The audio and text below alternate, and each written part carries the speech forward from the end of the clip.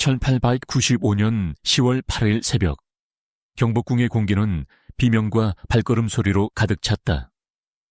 아직 어둠이 가시지 않은 새벽녘 곤룡합으로 향하던 낭인들의 발걸음은 냉혹했다. 일본 공사 미우라 고로가 지휘한 이 작전의 목표는 단 하나였다. 조선을 일본의 소나기에 넣기 위해 가장 강력한 상징을 제거하라. 그 상징이 바로 명성황후였다. 조선의 여왕이자 제국의 마지막 주권을 지키려 했던 여인. 그녀는 자신이 쌓아올린 권력의 탑이 무너지는 순간에도 굴하지 않았다. 정사에 따르면 명성황후는 그날 새벽 자신의 침소에서 끌려나와 처참히 살해되었다. 그녀의 시신은 불태워졌으며 흔적조차 남지 않았다. 이 사건이 바로 을미사변이라 불리는 조선 왕실 최대의 비극이다. 그러나 야사에 따르면 명성황후는 시해 전날 밤 붉은 여우가 담을 넘어오는 꿈을 꾸었다고 한다. 신하들이 그 꿈의 의미를 묻자 그녀는 핏빛이 내 궁에 스미는 징조라고 답했다고 전해진다. 물론 정사에서는 이 기록이 없다. 그러나 조선 후기 민심은 이 이야기를 여왕이 자신의 죽음을 예견한 꿈으로 받아들였다. 그녀의 죽음은 단순히 한 왕비의 비극이 아니었다. 그것은 조선이라는 나라의 자주권이 무너진 상징이었다. 외세의 침입, 내부의 분열, 그리고 권력의 배신 속에서 명성황후는 마지막까지 조선을 위한 선택을 하려 했다. 그러나 그녀의 결단은 너무 늦었고 너무 고립되어 있었다. 고종은 이후 일본군의 감시 속에서 아무 말도 하지 못한 채 공포에 휩싸였다고 한다. 그리고 그로부터 2년 뒤 그는 러시아 공사관으로 피신하며 대한제국을 선포했다. 명성황후의 죽음은 곧 제국의 탄생을 부른 불씨였다. 그러나 그 불씨는 너무나 슬픈 희생 위에 놓여 있었다. 명성황후의 이야기는 여기서부터 시작된다. 한 여인이 조선의 운명을 바꾸기 위해 권력을 쥐고 음모와 배신 속으로 걸어 들어간 그 길. 그것이 제국의 마지막 여왕의 서사다. 1851년 한양의 여흥민씨 가문에서 한 소녀가 태어났다. 이름은 민자영, 민지용. 그녀의 집안은 명문이었지만 집안 사정은 풍족하지 않았다. 어린 나이에 부모를 잃고 친척의 보호 아래 자랐다. 그러나 사람들은 이 소녀의 눈빛을 비범하다고 했다. 조용하지만 무서운 결단력이 있다. 후일 궁궐에 들어간 후 그녀를 본 궁녀의 말이다. 1866년 조선의 젊은 왕 고종은 아직 20살도 되지 않은 청년이었다. 그의 아버지 흥선대원군은 실질적인 권력자였다. 그가 직접 왕비 후보를 고르려 했으나 왕의 후견인으로서 지나치게 권력을 쥔다는 비판이 커지고 있었다. 바로 그때 민씨 가문에서 올라온 한 인물이 고종에게 조용히 말했다. 이 아이는 욕심이 없으나 총명하고 기품이 있습니다. 왕비로 삼으신다면 나라에 복이 있을 것입니다. 쇼. 그리하여 민자영은 16의 나이에 왕비로 간택되었다. 그녀는 궁궐의 높은 담안으로 들어서며 한숨 대신 미소를 지었다. 누구도 그 미소의 의미를 알지 못했다. 그것은 순종이 아니라 결심의 미소였다. 정사에 따르면 결혼 초기 명성황후는 대원군에게 예를 다하며 조심스레 처신했다. 그러나 얼마 지나지 않아 그녀는 대원군의 독단적 정치를 경계하기 시작했다. 서양 문물이 밀려들고 개항의 압력이 거세지는 가운데 대원군은 쇄국을 주장하며 모든 문을 닫았다. 반면 명성황후는 조선이 살아남으려면 새로운 세상을 배워야 한다고 보았다. 야사에 따르면 그녀는 당시 궁중에서 언젠가 왕이 스스로 나라를 다스리게 될 날이 올 것이다 라는 말을 자주 했다고 한다. 그 말은 단순한 희망이 아니었다. 그녀는 대원군의 섭정을 끝내고 고종이 친정친정에 나서도록 결심했다. 1873년 그 결심은 현실이 된다. 명성황후는 조심스레 고종에게 말했다. 전하, 나라의 근본은 왕권에 있습니다. 부친의 그늘을 벗어나야 조선이 서게 될 것입니다. 이 한마디로 대원군은 실각했고 권력의 중심은 민씨 가문으로 이동했다. 그녀는 이제 단순한 왕비가 아니었다. 그녀는 조선의 실질적 통치자로 부상했다. 그러나 권력의 등불이 켜지는 순간 그 불빛은 이미 그림자를 낳고 있었다. 1873년 궁궐 안의 공기는 팽팽했다. 고종의 친정선언이 공식화되던 그날 조선의 권력 지형이 완전히 뒤집혔다. 명성황후는 마침내 아버지의 그림자에서 남편을 끌어내었다. 고종이 친정을 선포하자마자 대원군의 권력은 무너졌고 민씨 일가가 정권의 핵심으로 들어왔다. 정사에 따르면 대원군은 실각 직후 분노에 차 있었지만 공개적인 반발은 하지 못했다. 그는 일시적으로 고향으로 물러났고 그 후부터 조정은 명성황후의 손에 의해 움직이기 시작했다. 민씨 척족들이 주요 요직을 차지하며 새로운 정치 질서가 형성되었다. 명성황후는 현실을 냉정히 보았다. 조선은 쇄국으로 버틸 수 없었다. 일본은 근대화를 마치고 조선을 향한 야욕을 드러내고 있었고 서양 열강은 통상조약을 요구했다. 명성황후는 청나라와의 유대를 강화해 일본을 견제하려 했다. 이를 친청정책이라 부른다. 하지만 이 정책은 내부적으로 거센 반발을 불러왔다. 조선 내 개화파는 청에 기대는 것은 또 다른 예속일 뿐이라 비판했다. 반면 보수파는 서양과 일본을 막으려면 청에 의지해야 한다고 주장했다. 명성황후는 이 가운데에서 실리을을 택했다. 그녀는 청나라를 통해 일본을 견제하면서 조선의 독립을 보존하려 했다. 야사에 따르면 대원군은 실각 후에도 여전히 궁중의 움직임을 주시했다고 한다. 그는 저 여인에게 나라를 맡기면 화가 올 것이다 라고 말했다고 전해진다. 또한 궁녀들의 입을 통해 황후가 스스로 왕보다 강한 권력을 행사한다는 소문이 퍼졌다. 하지만 정사에서는 명성황후가 공식적으로 정치회의에 참석했다는 기록은 없다. 그녀의 영향력은 공식 기록 넘어 비공식적 결정권으로 작동했다. 그녀는 단순히 왕의 배우자가 아니었다. 국가의 운명을 조율하고 세력의 균형을 판단하며 외교의 축을 움직이는 정치가였다. 그러나 그 권력은 이미 많은 적을 만들고 있었다. 대원군, 일본, 개화파, 그리고 내부의 반민씨 세력까지 모두가 그녀를 불편하게 여겼다. 이때부터 명성황후의 이름 앞에는 정치적 여인이라는 수식어가 따라붙기 시작했다. 그리고 그 수식어는 곧 피로 물들게 된다. 1882년 여름, 조선의 하늘은 불타고 있었다. 병사들은 배급된 쌀에서 모래와 썩은 곡식을 발견했고 분노는 폭발했다. 구식군인들이 일으킨 이 반란이 바로 이모군란이었다. 대원군의 잔존 세력이 이 혼란을 틈타 움직였고 궁궐은 순식간에 아수라장이 되었다. 군인들은 민씨 척족의 저택을 불태우며 외쳤다. 대원군 만세! 민씨 척족을 처단하라! 정사에 따르면 명성황후는 이때 목숨을 걸고 도망쳤다. 반란군이 경복궁을 점령하자 그녀는 몇몇 궁녀와 시위대의 보호를 받아 청나라 티엔진 답그로 피신했다. 당시 청은 즉각 군대를 보내 반란을 진압하고 조선에 대한 영향력을 강화했다. 고종은 대원군을 다시 불렀으나 대원군은 청군에 의해 납치되어 북경으로 압송되었다. 이 사건으로 대원군의 세력은 완전히 무너졌고 조선은 청의 종속국으로 전락했다.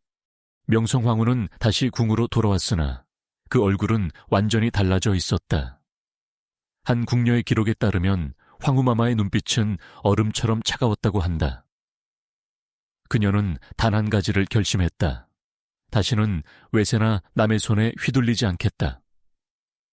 야사에 따르면 명성황후는 텐진에서 망명 중일 때 청나라 대신들과 독대한 적이 있었다고 한다. 그 자리에서 그녀는 조선이 강해지려면 여왕의 의지로 나라를 지켜야 한다고 말했다고 전해진다. 물론 이는 확인된 사료는 아니지만 그녀가 귀국 후 보여준 냉철한 정치 감각은 이 전승과 맞닿아 있다. 그러나 그녀의 귀화는 또 다른 불씨를 키웠다. 이번에는 개화파와 일본이 움직이기 시작했다. 청나라의 보호 아래 돌아온 명성황후는 조선을 친청국가로 만들었고 이는 일본의 분노를 샀다.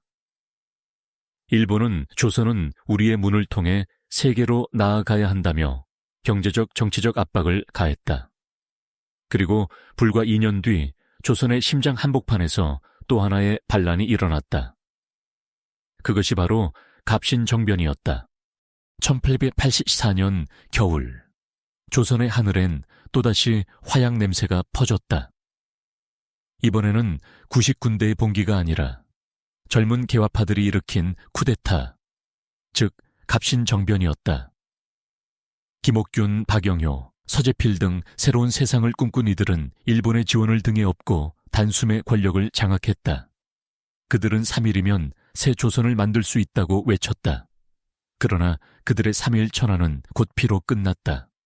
정사에 따르면 청나라 군대가 개입하자 정변은 순식간에 붕괴되었다. 김옥균은 일본으로 도피했고 남은 세력은 처형되었다. 이 와중에 궁궐은 다시 피로 물들었다. 청나라군과 일본군이 한양거리에서 총격전을 벌였고 조선은 다시 외세의 싸움터가 되었다. 명성황후는 이 사건 이후 더욱 강경해졌다. 청나라의 원조 없이는 조선을 지킬 수 없다고 판단한 것이다. 그녀는 청과의 관계를 더욱 강화했고 청의 원세계를 초빙해 조선의 개혁을 추진했다. 그러나 그 개혁은 청의 통제 아래에서 이루어졌다. 독립이 아니라 예속이었다.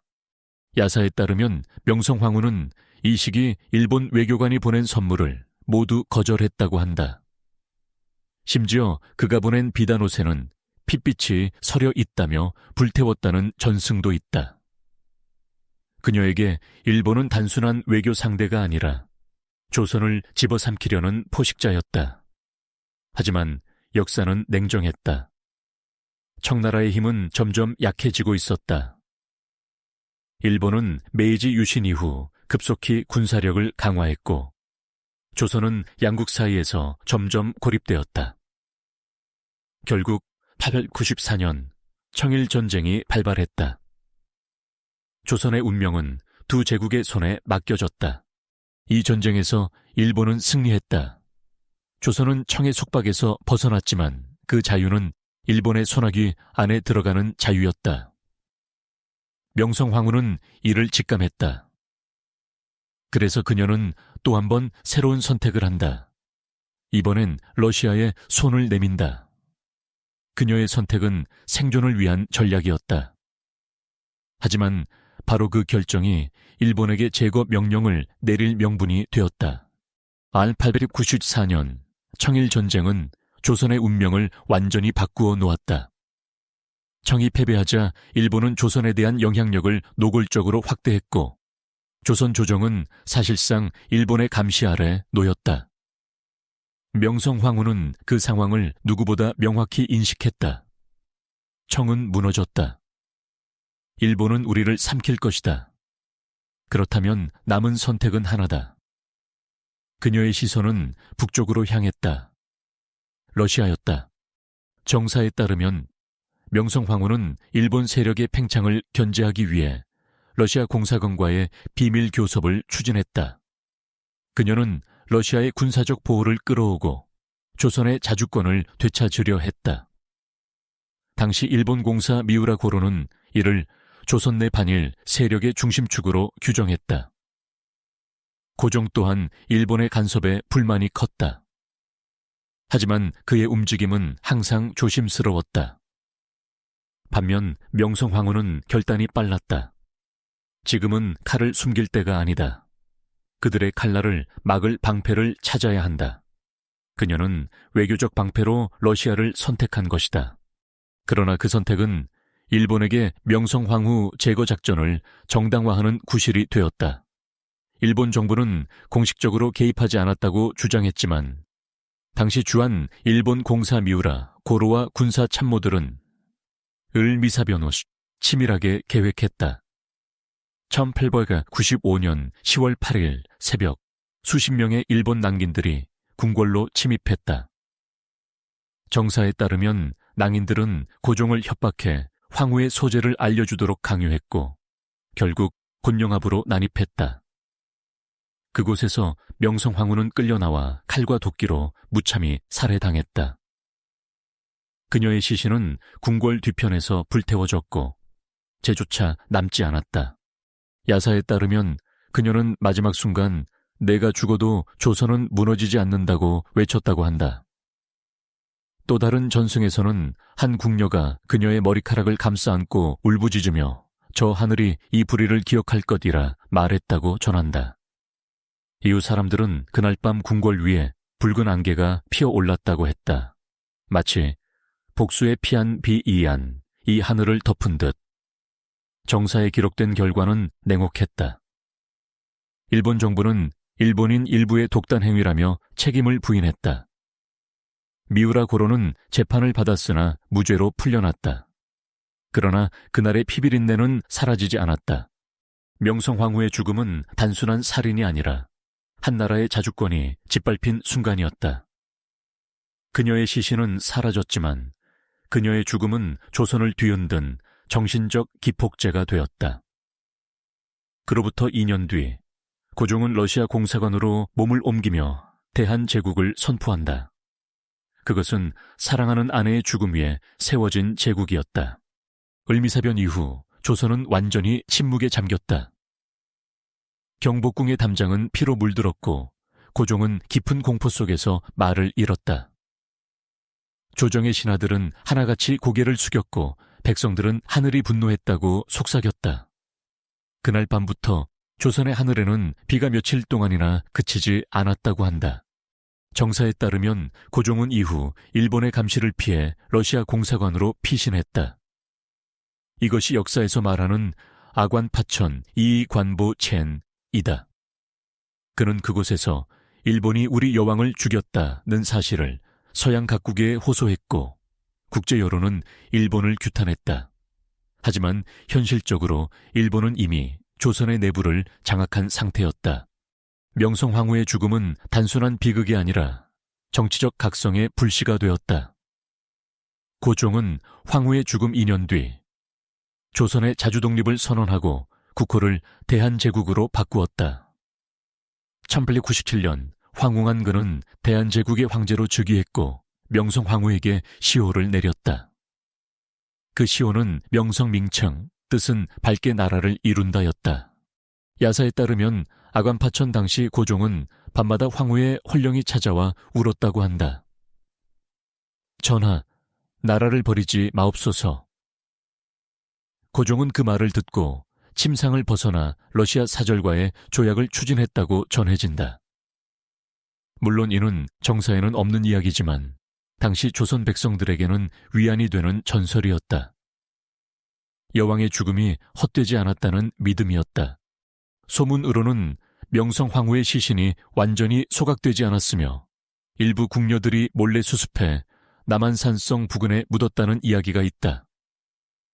신빙성은 낮지만 그녀의 죽음이 단순히 끝이 아니라 숨은 복수의 시작로로 여겨졌다는 민심의 표현이었다. 대한제국의 탄생은 명성황후의 피 위에서 이루어졌다. 하지만 그 제국은 오래가지 못했다. 일본은 1905년 을사늑약을 강요했고 1910년 결국 조선을 병합했다. 역사의 아이러니는 명성황후가 죽음으로 막으려 했던 일이 불과 15년 만에 현실이 되었다는 것이다. 그러나 역사는 또 다른 언어로 그녀를 기억한다. 명성황후는 비극의 여왕이었지만 동시에 저항의 상징이었다. 외세에 굴하지 않고 조선의 존엄을 지키려 했던 의지, 그리고 여성으로서 왕권과 정치의 중심에 선 존재. 그것은 당시 아시아 역사 속에서도 드문 일이었다. 오늘날 학자들은 그녀를 두 가지 시선으로 본다. 한쪽은 권력욕에 사로잡힌 척족 정치의 중심이라 평가하고, 다른 한쪽은 외세 속에서도 주권을 지키려 한 외교 전략가라 부른다. 진실은 그 중간 어딘가에 있을 것이다. 그러나 분명한 것은 하나다. 명성황후의 죽음은 한 시대의 종말을 알린 신호였다. 그녀는 사라졌지만 그 피로 쓰인 이름은 여전히 살아있다. 제국의 마지막 여왕. 그 이름은 지금도 조선의 마지막 불꽃처럼 역사의 기억 속에 타오르고 있다.